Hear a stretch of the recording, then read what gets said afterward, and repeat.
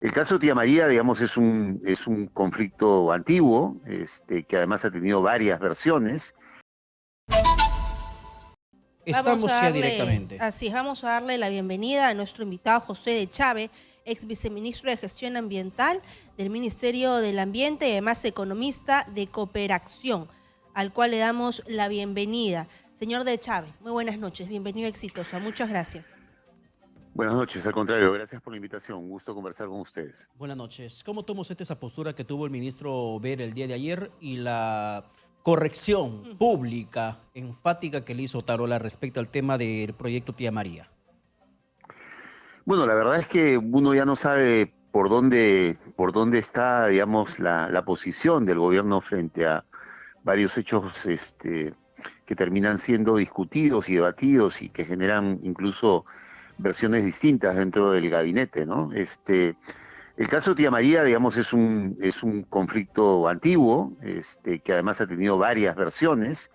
El primer estallido social fue en el 2011, durante el gobierno del señor García, donde se presentó el primer estudio de impacto ambiental, que fue revisado por un organismo de Naciones Unidas que prácticamente destrozó el estudio de impacto ambiental, tan es así que la empresa lo tuvo que retirar. Después hubo un segundo capítulo durante el gobierno del señor Humala que aprueba el estudio de impacto ambiental. Y después había un tercer capítulo con el señor Vizcarra donde se aprueba la licencia de construcción, ¿no? Entonces, sin duda es un proyecto controvertido. Tres gobiernos han intentado sacarlo adelante, y no han podido. Y bueno, y nuevamente entiendo que hay una fuerte presión del empresariado minero para destrabar varios proyectos de inversión y sobre todo proyectos de este tipo, ¿no? Que encuentran una muy férrea resistencia de parte de la población, en este caso de los agricultores del Valle de Tambo. Entonces, la verdad, no sé exactamente por dónde va a ir, digamos, la posición del gobierno frente a este caso, ¿no? Claro, y dentro de esto, por ejemplo, ¿cuál tendría que ser la posición del gobierno más allá de esas contradicciones entre dos ministros de Estado? A ver, yo creo que la experiencia, por eso mencionaba la historia de Tía María, ¿no? Tres gobiernos distintos, ¿no? Con posiciones distintas, como ha sido el gobierno del APRA, el gobierno del señor Humala y el gobierno del señor Vizcarra, han intentado sacar el proyecto y no han podido. Yo creo que proyectos de este tipo que generan fuertes resistencias, y yo creo que en algunos casos, digamos, cuestionamientos que son legítimos, ¿no? Es muy difícil que puedan concretarse en el Perú y en cualquier parte, porque esto no solamente ocurre en el Perú, ¿no? Y yo creo que más bien se deberían concentrar porque el Perú tiene una cartera de proyectos mineros más o menos por 50 y pico mil millones de dólares, y no todos los proyectos tienen la resistencia de casos como el de Tía María. Hay proyectos que tienen viabilidad. De hecho, el año pasado empezaba a producir el proyecto Quellaveco, que es la última gran inversión que está permitiendo que la producción de cobre aumente este año. Entonces yo creo que hay que mirar la cartera de proyectos, hay que ver cuáles son los que tienen viabilidad social y cuáles tienen fuertes resistencias. Y mientras no se superen las resistencias y el rechazo de la población, va a ser muy difícil que se puedan concretar, ¿no? Así es, y hoy día se realizó una nueva edición de Perumín en Arequipa y es justamente donde el premier Alberto Tarola dio esas declaraciones y él, cuando los periodistas le hacen la pregunta sobre, digamos, este encuentro que tuvo con Oscar Vera, donde hay dos versiones, dice que se presentó la lista de proyectos a priorizar para el presente año en cuestión de la minería. ¿Realmente la minería nos va a ayudar a poder generar un mayor crecimiento económico frente a esta etapa de recesión técnica? A ver, lo primero es, como usted menciona, estamos en una situación económica complicada, Compleja. difícil, ya, digamos, la política ya no va por las separadas con la economía, al contrario, tiene una influencia muy fuerte. Este año vamos a estar casi cerca del 0%, es decir, prácticamente no va a haber crecimiento y menos aún lo que haya como crecimiento no va a tener ningún impacto en el bienestar de la población. La minería este año va a tener un crecimiento más o menos importante, significativo, precisamente por la maduración de proyectos como el de Quellaveco. Ahora, la minería, digamos, nadie puede discutir que la minería es una actividad importante. Lo que pasa es que al mismo tiempo la minería también ha sido una fuente de conflictividad social muy fuerte, ¿no? Y hay mucha resistencia de parte del empresariado minero para que se produzcan cambios, modificaciones en las políticas públicas para lograr mayores equilibrios económicos, sociales, ambientales, sobre todo en las zonas de influencia de la actividad minera. Más bien, el empresariado minero está haciendo está desarrollando una estrategia muy fuerte de incidencia para desregular, para retroceder, para que el país retroceda en algunas políticas, sobre todo en las ambientales y en las sociales. Y creo que no se está entendiendo adecuadamente qué significan los conflictos vinculados a la minería. La Defensoría del Pueblo, que publica todos los meses informes sobre conflictividad social, el último ha salido hace 2 días, y nuevamente aparece la minería como la principal fuente de conflictividad social dentro de lo que se conocen como los conflictos socioambientales. Entonces, para mí los conflictos son como lucecitas rojas que se prenden y se apagan cada cierto tiempo, y nos están diciendo que algo no está funcionando bien, y el reto que tenemos como país es precisamente ver qué es lo que no funciona bien y buscar algunas salidas, buscar qué cosas se pueden implementar, ¿no? Y creo que eso no se está haciendo, ¿no? Creo que la gran pregunta que tenemos que hacernos los peruanos es cómo visibilizamos la minería para los próximos 20 o 30 años, ¿no? Y creo que eso es una pregunta que muchos sectores se niegan a intentar responderla. Y yo creo que ese es el debate central: con qué tipo de políticas públicas se tiene que hacer la minería, con qué tipo de institucionalidad se debería hacer la minería, ¿no? Claro, pero esa decisión creo que tendría que partir primero por definir qué es el Perú. Si es un país minero, es un país agrícola, es un país amazónico, forestal, petrolero. Definir exactamente qué tipo de economía queremos sostener, porque mientras vivamos diciendo que dependemos de la minería, seguiremos enfrascados en esas situaciones medioambientales, conflictos socioambientales, paralizaciones, demandas, proyectos millonarios paralizados, y hay otras actividades económicas que simplemente se quedan desfasadas y con poca atención del gobierno o por cualquier persona que pase por Palacio de Gobierno. Bueno, ese es un punto clave, ¿no? Yo creo que no hay en la historia económica de los países un país que haya podido desarrollarse dependiendo única y exclusivamente de una actividad productiva, ¿no? Eso no tiene sentido, no tiene viabilidad, ¿no? El Perú, si algo define al Perú, es que somos un país megadiverso, ¿no? Y siendo un país megadiverso, tenemos la posibilidad de construir una matriz productiva que sea diversificada.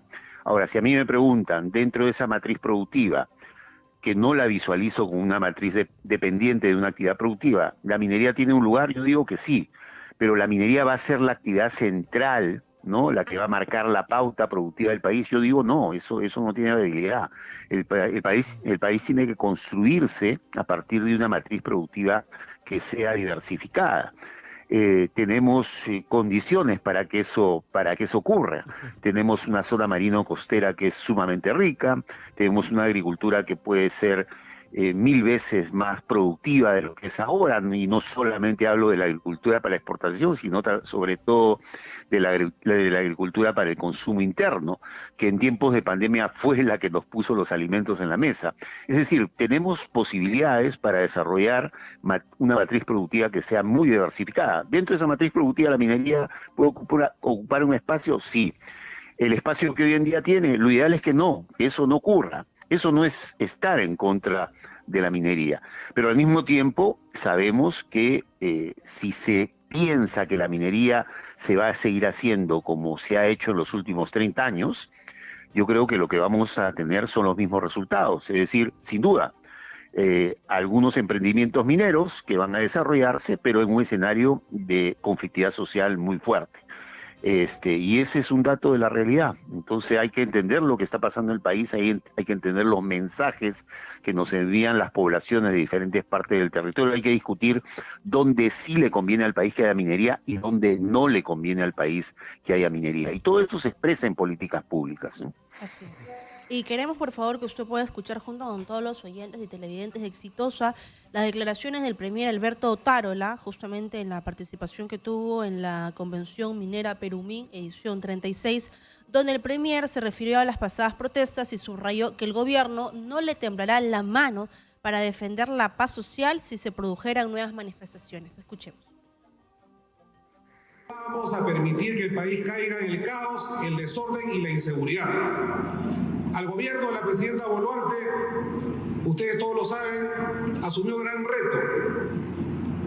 Y como lo dijo la propia Comisión Interamericana de Derechos Humanos, el gobierno controló más de 500 manifestaciones violentas, marchas que pretendieron soliviantar el Estado constitucional y legal de derecho. Y les quiero decir que esta convención, que no nos temblará la mano para seguir haciéndolo en defensa de los derechos fundamentales y en defensa de la paz y la tranquilidad de 33 millones de peruanos. Señor de Chávez, ¿cómo toma usted esas declaraciones que, reiteramos, la dio dentro de ese evento minero el presidente del Consejo de Ministros, Alberto Otárola?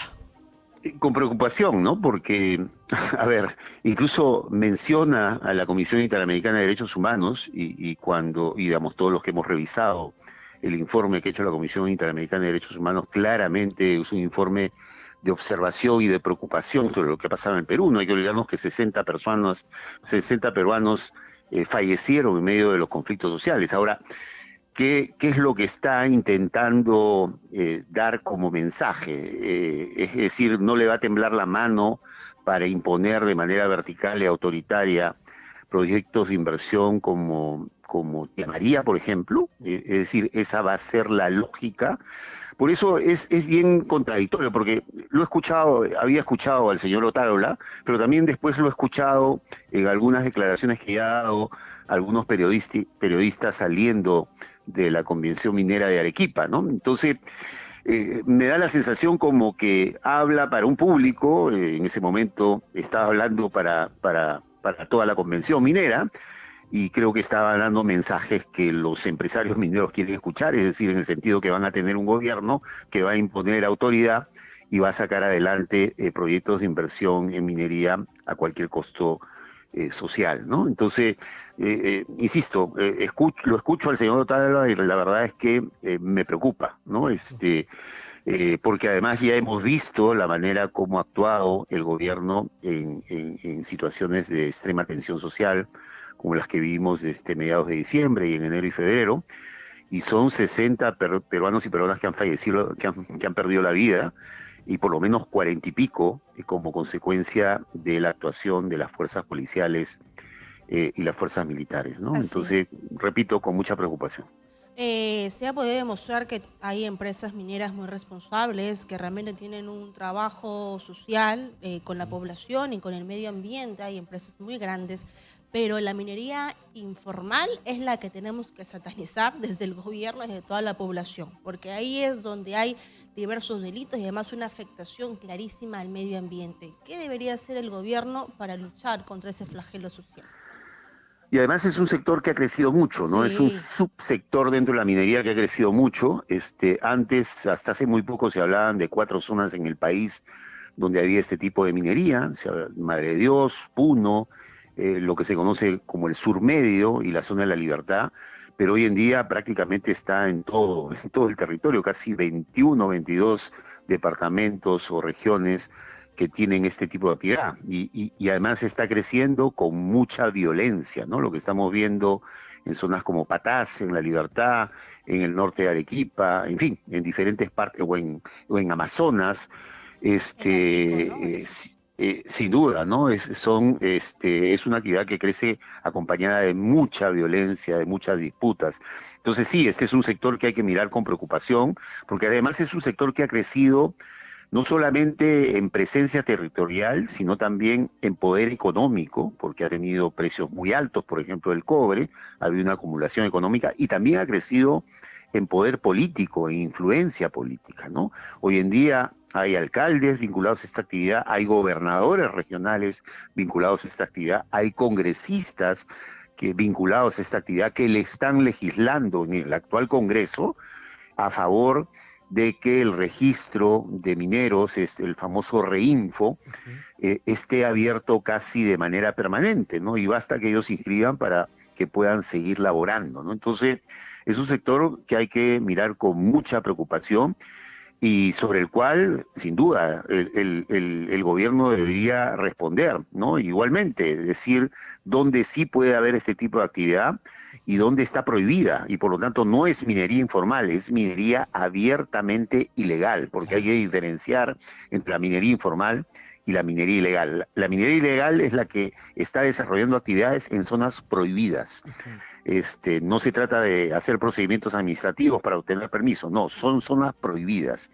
Entonces no se puede hacer minería en cuerpos de agua, en lechos de río, no puede haber minería aluvial. Esa es una actividad prohibida y por lo tanto es una actividad abiertamente ilegal, ¿no? Bueno, pero se da de forma abierta.